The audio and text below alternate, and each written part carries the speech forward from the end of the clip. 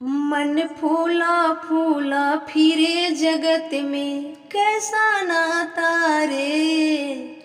मन फूला फूला फिरे जगत में कैसा नाता रे। कैसा नाता रे जगत में कैसा नाता रे। मन फूला फूला फिरे जगत में कैसा नाता रे। कैसा नाता रे जगत में कैसा नाता रे। मात कहे यह पुत्र हमारा, बहन कहे भाई मेरा, भाई कहे यह भुजा हमारी, नारी कहे नर मेरा। मन फूला फूला फिरे जगत में कैसा नाता रे। कैसा नाता रे जगत में कैसा नाता रे। सुनिएगा ध्यान से कबीरदास जी क्या कर रहे हैं आगे, जरा ध्यान से सुनिएगा। 13 दिन तक पत्नी रोवे, 6 महीना सग भाई। 13 दिन तक पत्नी रोवे, 6 महीना सग भाई। जन्म जन्म तक माता रोवे, कर गए आस पड़ाई। मन फूला फूला फिरे जगत में कैसा नाता रे। कैसा नाता रे जगत में कैसा नाता रे। कैसा नाता रे जगत में कैसा नाता रे। माथ पकड़ कर पत्नी रोए, बाह पकड़ सग भाई। माथ पकड़ कर पत्नी रोए, बाह पकड़ सग भाई। पेट पकड़ के माता रोवे, हंस अकेला जाई। मन फूला फूला फिरे जगत में कैसा नाता रे। कैसा नाता रे जगत में कैसा नाता रे। कैसा नाता रे जगत में कैसा नाता रे। सुनिएगा कबीरदास जी यहाँ क्या कह रहे हैं। 4 गजी चर गजी मंगाया, चढ़ा काठ की घोड़ी। चारों कोना आग लगा दियो, फूंक दियो जस होरी। मन फूला फूला फिरे जगत में कैसा नाता रे। कैसा नाता रे जगत में कैसा नाता रे।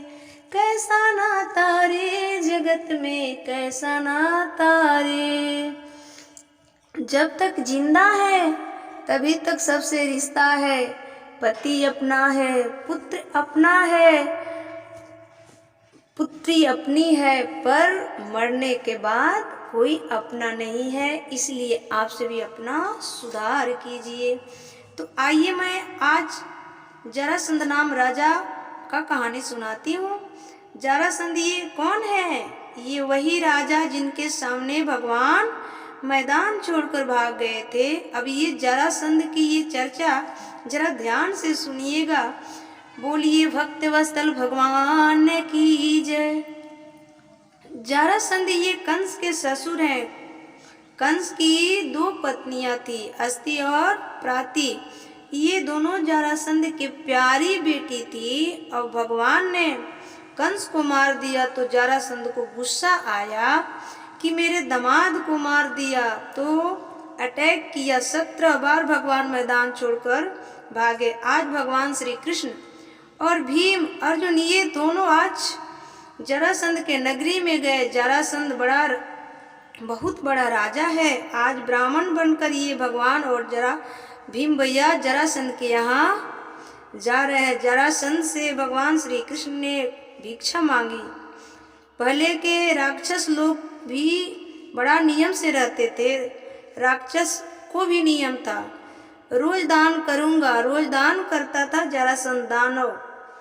दान की महिमा लोग जानते थे कि दान की महिमा क्या होती है ना। तो जरासंध आज दान करने के लिए निकले तो भगवान श्री कृष्ण पंडित बनकर गए और संग कौन गए?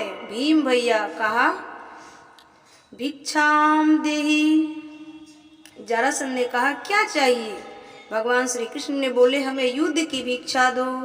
जरासंध समझ गया तुम कृष्ण हो। तो भगवान ने कहा हाँ हाँ मैं कृष्ण हूँ, मैं तुझसे युद्ध करूँगा। जरासंध ने कहा नहीं, क्योंकि तुमको तो हरा चुका हूँ। ये कौन है? भीम है। हाँ, भीम से कर लूँगा। अर्जुन से बोले इससे नहीं करूँगा, बच्चा है, भीम से करूँगा। भीम और जरासंध का युद्ध चालू हुआ। कैसा युद्ध होता? दिन में युद्ध होता, रात्रि को संग बैठकर भोजन करते। पहले का युद्ध था ना, धर्म युद्ध हुआ करता था। केवल युद्ध के मैदान में ही आप प्रहार कर सकते हैं, उसके बाद नहीं कर सकते। हमारे यहाँ युद्ध में भी धर्म हुआ करता था। ऐसा धर्मात्मा देश है। रात्रि को खूब खाए पिए संग बैठकर और दिन में युद्ध करते।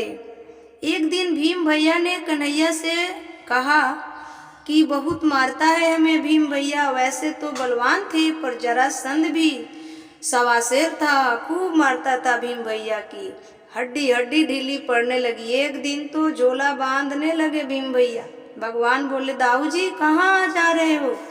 तो भीम भैया कहते हैं कि तुम तो बैठकर तमाशा देखते हो, हमारी तो धुलाई होती है, कुछ करते भी नहीं हो। भगवान बोले भैया कल युद्ध के समय आप हमारी तरफ देख लेना। आप लड़ते रोज हैं, युद्ध रोज करते हैं, पर हमारी तरफ देखते ही नहीं। यदि हमारी तरफ देखे होते तो हम पहले दिन आपको जिता देते। अच्छा सुनो, आज हमारी कहने से युद्ध करो, ठीक है?